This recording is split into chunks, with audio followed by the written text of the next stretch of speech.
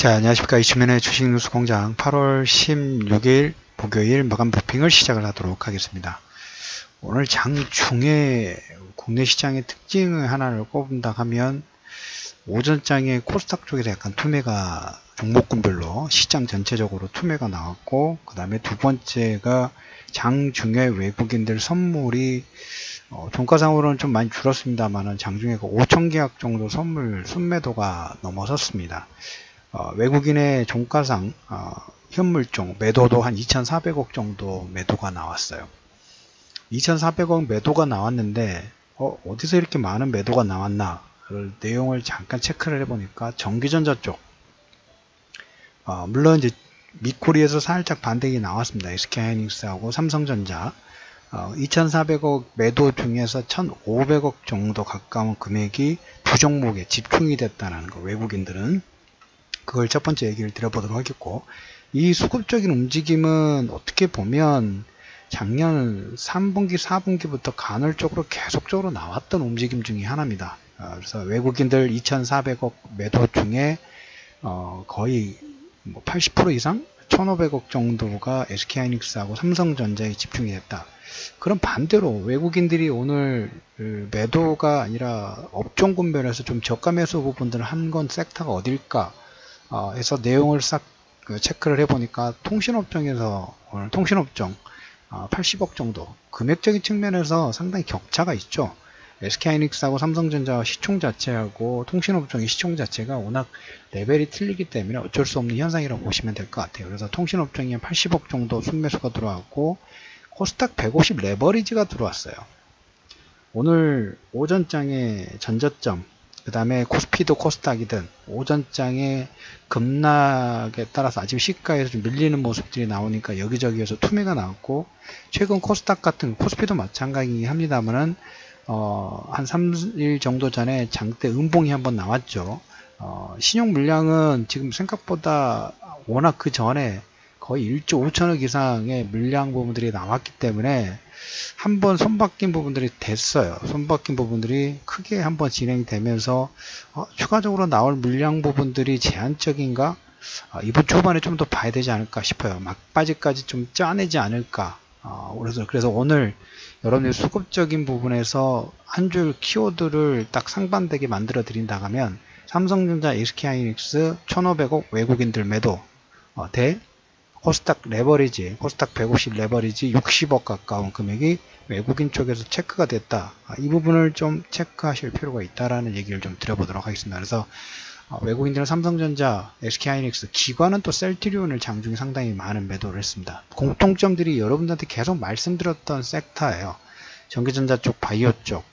기관은 상당히 그 모멘텀의 즉각적인 반응 부분들을 좀 합니다. 그래서 셀트리온 매도를 강하고 위험 회피 현상 부분들이 여기저기서 나오죠. 특히 그래서 국내 업종 분별에서도 보면 저가 매수 부분들이 들어오는 게 1차적으로 지금 3, 4분기가 마무리되는 3, 4분기가 마무리가 다음 달까지 마무리되죠. 그래서 이 3, 4분기 중반 정도부터 해서 어떤 움직임이 보이냐면 워낙 위험 회피 현상 부분들이 나오다 보면 장애 출렁거림 부분이 나오다 보니까 국내 주식 내에서도 보면 약간의 뭡니까 안전자산 배당 성향 부분들이 높은 종목군이라든지 배당을 차곡차곡 주는 이런 종목군들이 일부 저가 매수의 수급 부분들이 들어오고 있어요. 그 대표적인 게 통신업종도 그 케이스 부분에 들어가고, 오늘 그 5G 관련된 기술 한 단계 진행이 좀 됐죠. 그것 플러스가 되면서 통신업종이 저가 매수가 좀 들어왔다. 그래서 전기전자 쪽은 그 다음에 바이오 제약 관련된 부분들은 일부 매도하는 모습들이 나오는데, 외국인들은 통신업종과 코스닥 레버리지 쪽에 소폭 순매수가 들어왔다는 얘기를 첫 번째 좀 드려보도록 하겠고, 장중에 우리나라 시장만 조금 비탄력적으로 움직였어요. 오늘 시장에서 특징을 본다고 하면 아무래도 외국인들이 선물 5,000개억 정도 순매도 부분들이 진행되다 보니까 그렇게 됐죠. 장중에 상해종합지수하고 심천지수는 플러스권으로 됐습니다.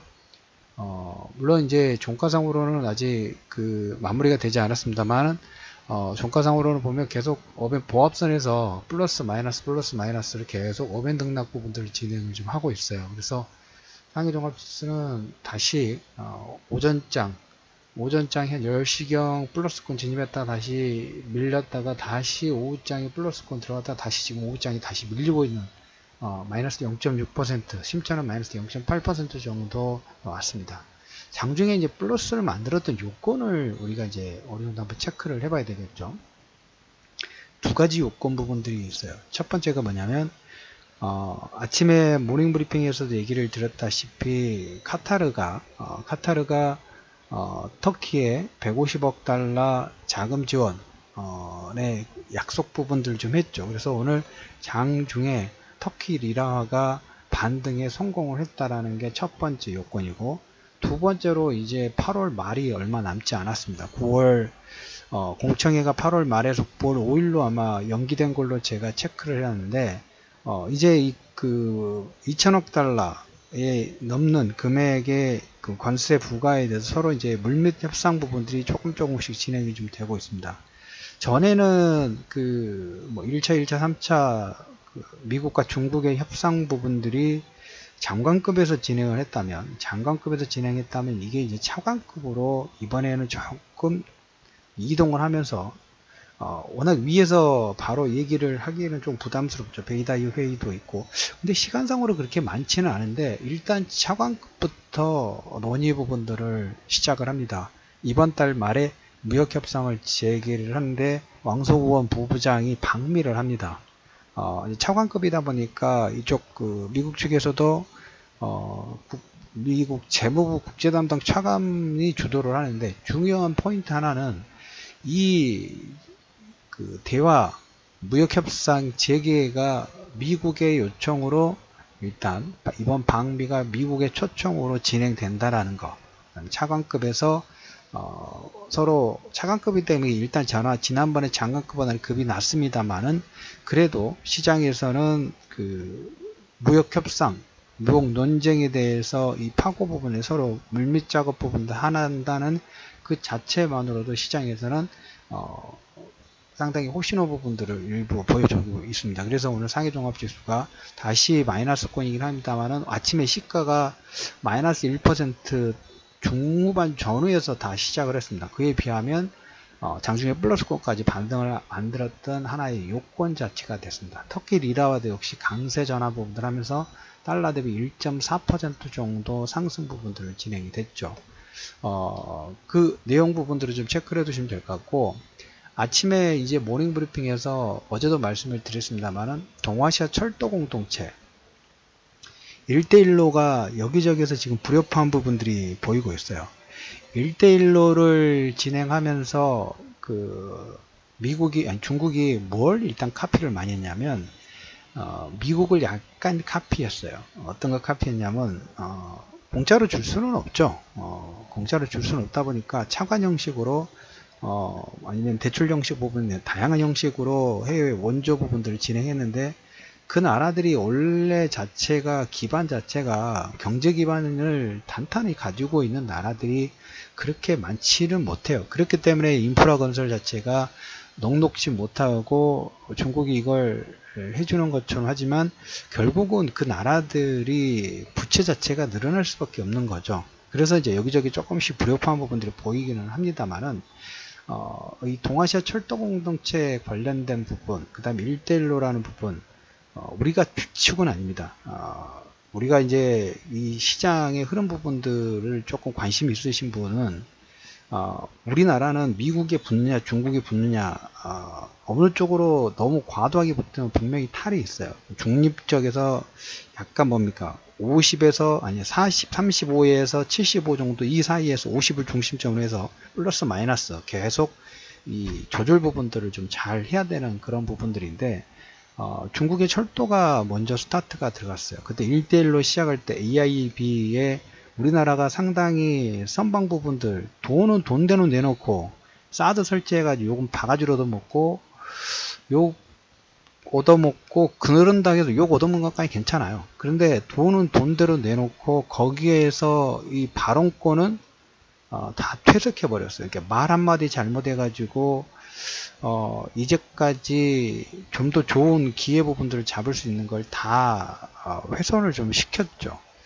그래서 지금 이제 우리 그 철도 관련된 부분에서 그 댓글에 어떤 분이 이런 얘기를 질문해 주셨어요. 최대 수요는 중국 북동 내륙 지역이 될 텐데 맞습니다. 근데 중국 북동 내륙 지역 부분들은 그쪽 우리가 1대1로 부분에서 중국 내륙이 저쪽이죠. 시안하고 카자흐스탄 이쪽 중동 지역에 가는 그쪽은 어차피 에너지라든지 교통 쪽에서 실크로드 부분들이 개발되면 발전을 할 수밖에 없는 그런 케이스고, 항상 보면 그 철도라든지 물류 부분에 가장 큰 수혜를 보는 것은 시작점과 끝 지점이에요. 도착 지점입니다. 그래서 우리가 단순하게 두 가지만 보자고요. 중국이 이제까지 경제 성장률 부분들 빠르게 7% 이상의 성장률을 올리고, 현재도 글로벌 시장의 제조국이 될 수 있는 가장 근본적인 요건 부분들을 하나를 따진다 하면, 물론 엄청난 투자 부분들이 있었습니다만은 투자의 바탕에 저임금 저비용이었어요. 비용 자체가 같은 제품 대비, 만약에 같은 제품 대비 노동력이 좀 더 싼 노동력이 그 다음에 좀 더 싼 원재료 부분들이 들어갔을 때 1,000원에 생산해서 100원의 이득 부분들이 대부분 움직일 수 있다면, 중국은 원가 부분들이 좀 절감되기 때문에 다른 나라 대비 150원, 200원, 그러니까 추가적으로 다른 나라의 생산 비용이 좀 더 덜 들어서 중국이 개발본 부분들이 제조업 강국 부분들이 좀 됐죠. 그래서 우리나라도 보면 처음에 중국 쪽에 그 기지 부분들 를 만들었다가 지금 베트남 쪽으로 이동하고 있다고 말씀을 드렸죠. 노동력의 비용 때문에 그래요.